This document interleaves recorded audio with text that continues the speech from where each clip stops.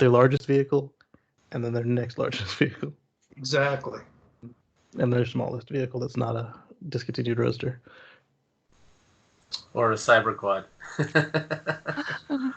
That's true. The Cyberquad, when it comes out, will be their smallest. Yep.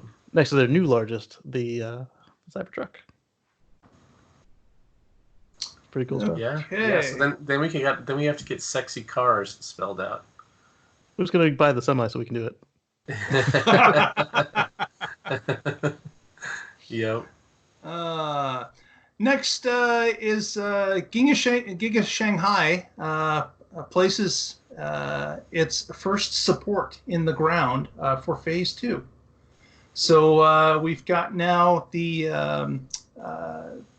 obviously the first factory's been built, and we saw that when it was nothing much more than a mud field, they had placed a symbolic pillar in place for the beginning.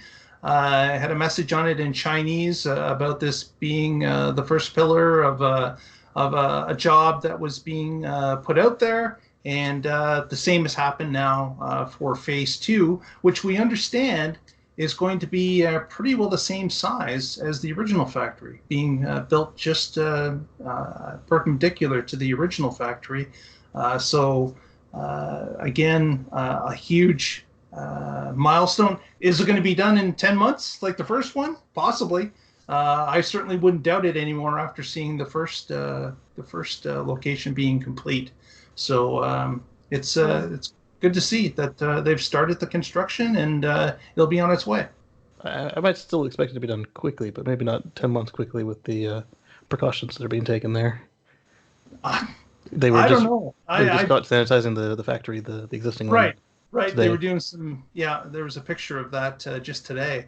But man, with the amount of speed that they've shown in the past, if they said they could do it in 4 months, I'd believe them. Oh, because, absolutely. They built 3 hospitals in days. Exactly, 3 hospitals built in no time for the C-19 problem. So I wonder if this will take on the same contests like they did with the serial number 1 and 2 of Starship. If they're going to see if Giga Berlin can't catch up a little bit, they obviously won't win. But if they can't catch up a little bit to Shanghai Phase 2, yeah. And I also wonder if they're going to put a second battery factory out there. Well, you would think that wouldn't make a lot of sense to do a second battery factory, because how many do you need? Unless it's logistical, that it's placed in a certain physical area, it makes more sense to do so. I guess that's possible. But, yeah, well, I guess we'll have to see. Hopefully the existing one is 2x what they needed. Then they only need one. Yeah, exactly.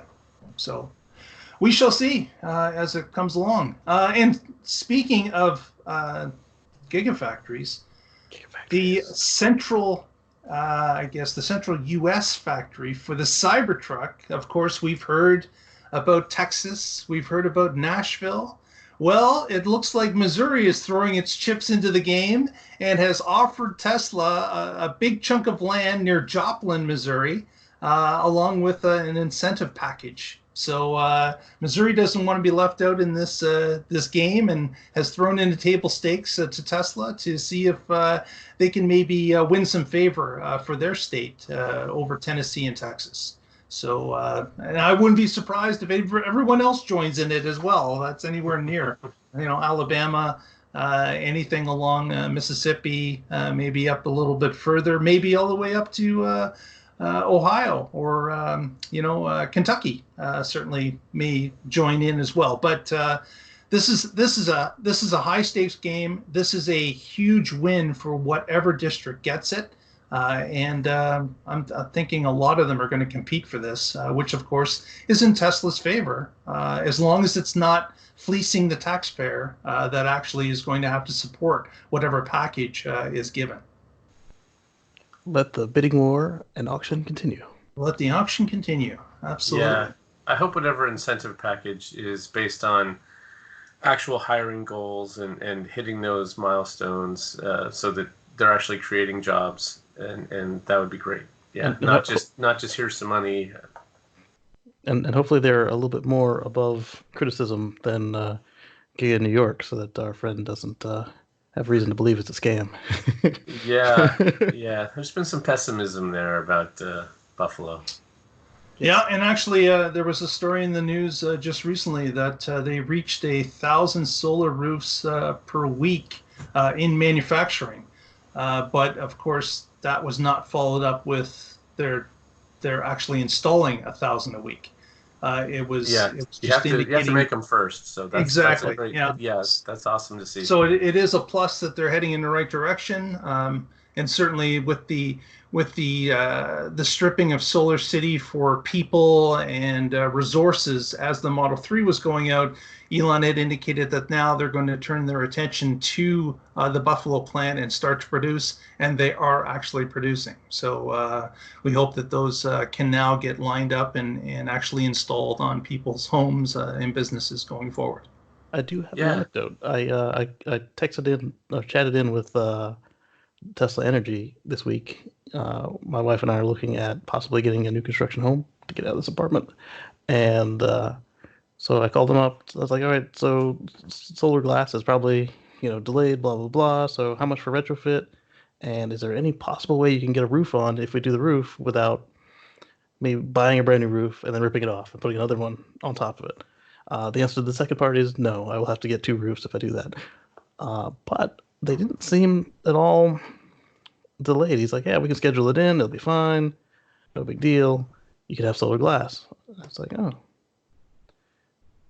Hmm. interesting." it's But weird that you I would don't have want to pay. to install the original roof first. Why It would they want that? logistically, it does make sense. The builder doesn't want to warranty Tesla's work, and Tesla doesn't want to warranty the builder's work. Hmm, I see. Yeah, it's just unfortunate. There's so much waste involved in it if you wanted it on a brand new house. Exactly. Yeah, Yeah, that would be. Yeah, you could see why people wouldn't choose that option at all. Yeah, Ripping out a brand new roof that was put on a house just to. Yeah, I can see that being a real problem for someone choosing solar. yeah. What we'll probably do is go with the retrofit if we end up with this particular house.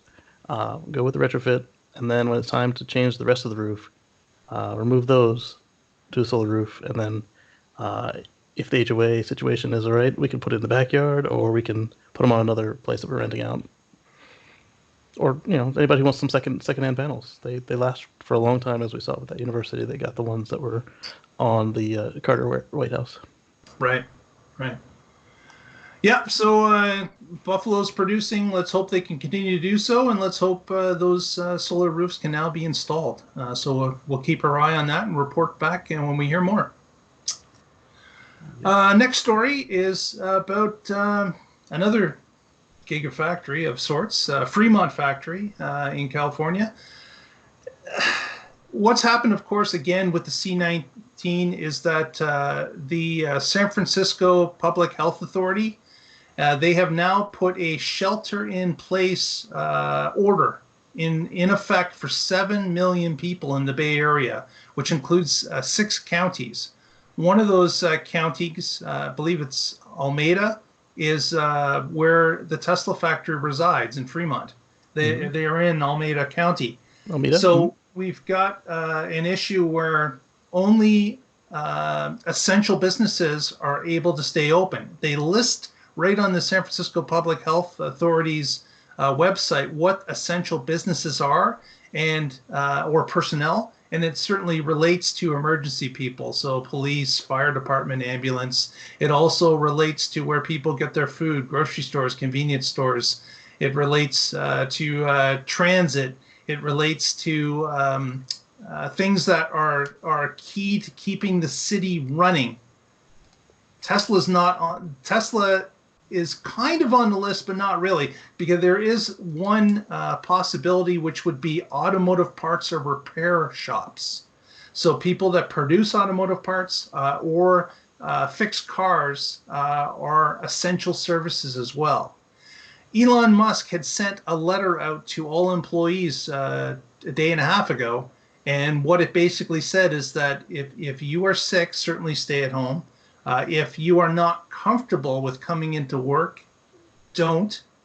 But I will be at work tomorrow, is basically what Elon had said. And the deadline came and went, and Tesla was in operation for the next day. The sheriff of the county got on Twitter and publicly alerted Tesla that they are not classified as an essential business and they should abide by the public notice of shelter at home for their employees. And as of this morning, Tesla was still in operation. So another partial day. The day is over here on the East Coast. It's coming to a close on the West Coast. I haven't heard anything different that the shift just ended as normal. Casey, you have something on this? Yes. So after we went to tape, the sheriff's office and Tesla came to an agreement, and they are going to cut the workforce back by 75%, and they will be allowed to remain open. The reason I think that they even stayed open in the first place is the combination of Elon thinking that the panic was too much, and then of course he loves it when two officials conflict, so he's going to do what he wants to do of the two. But this is a better way to do it, have everybody on the same page.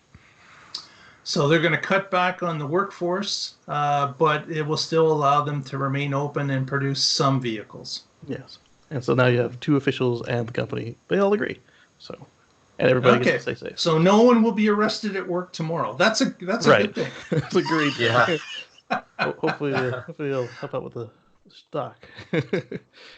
Yeah, so it's a great discount right now, but we're not stock advisors. Yeah, speaking, that's another story that we don't have in our list, but certainly the highs of the Tesla stock have gone to the lows. Of course, with all the other stocks, it's not like it was just Tesla that was singled out. We've got banks and everything else that have bottomed out here again with the C19 going on. So. And again, we're not stock advice. The only advice we have for you is buy low, sell high. But other than that, you have to do it on your own, and your financial advisor certainly is a place to start for stocks. But it is certainly quite a roller coaster ride for the Tesla stock over the past little while. And that update came from Inside EVs. Okay, very good. So if Tesla's shutting down 75%, I guess they're staying open, but only 25% capacity. What does that say? I mean, I know that they're the only car manufacturing in the Bay Area, but don't you think that the entire country ought to be taking similar steps? So earlier today, before they came to their agreement, Fiat Chrysler, PSA Group, and Ford and GM. And GM all had confirmed cases in their factories, and they shut down. So okay. Yeah. So the other car manufacturers have indicated they are either shut down now or are ramping down, just completing what they have left on the line, and then will shut down in the next few days. It's a really bad thing to have molten metal stop in the machine. You want to pour it out and safe it. Yeah, that makes sense. Yeah, that's really expensive. Right. Yeah, so the other manufacturers, car manufacturers, are stopping as well. Unfortunate for Tesla, especially with the Model Y rollout. We've got so many people that are anticipating getting their vehicle, and this obviously, with a 75% reduction in workforce, is going to affect the actual numbers or output that they can put into the market. So and this is worldwide. Mercedes-Benz, Daimler, and BMW, and several others also had. I don't know if they had scares but basically they hadn't intended to shut down, and they did. So this is gonna be fun once everything comes back up out of hibernation to see what it does to the auto sector, since that's what we're covering. But really, the whole world. Yeah, there's going to be massive economic impacts rippling out from this for years. Yeah, it's like a combo of all the disasters we've done in my lifetime. Yep, all rolled into one big one. Yeah, absolutely. Well, with that sunshiny outlook at the end of the show, that brings us to the end of another show, number 140. We thank you very much for watching. If you haven't already, please press that subscribe button. Press the bell if you want to get alerts when the show goes live. Also, give us a thumbs up at this point. Help us out. That gets us in front of more eyes. and pushes the show forward. So we would greatly appreciate that help. If you haven't already and wish to follow us through the week, you can follow us on Facebook at the Tesla Life numeral 1. I'm sorry, the Tesla Life numeral 1. And then on Twitter at the Tesla Life. You can follow us there as well. Parting words, Mr. Connor. I am with the Oregon Electric Vehicle Association. You can find us at oeva.org, and we're on Facebook and Twitter. Have a follow. Thanks. Very good. Mr. Green, what do you have for us? Well, as I said, we're sheltering in place, and I've got some footage to go through. So what I would like to do this weekend is get you guys that review of 2020.12. There's no additional decimal points on this one for me. And also maybe a supercharger review from the archives that hasn't made it to the editing deck yet. Very good. Very good. We look forward to that. And that's at youtube.com/Casey Green. That's KACEYGREEN. Very good. Very good. We would like to thank Mr. Lee Moon for providing our theme music that we use every week. Thank you very much, Lee. And for you at home, please take care of yourself, take care of your family and friends, and reach out to people in a distant way, maybe by phone or FaceTime, and connect with people. Just make sure they know you're there. Make sure you're thinking of each other, and treat each other well. And we'll all get through this. It will come to an end, and we'll get through the other side together. So thanks very much for watching this evening. Tune in next week and find out what's going on in the Tesla life. Thank you, Lee Moon. I just realized this is 420. Good night, all. Good night.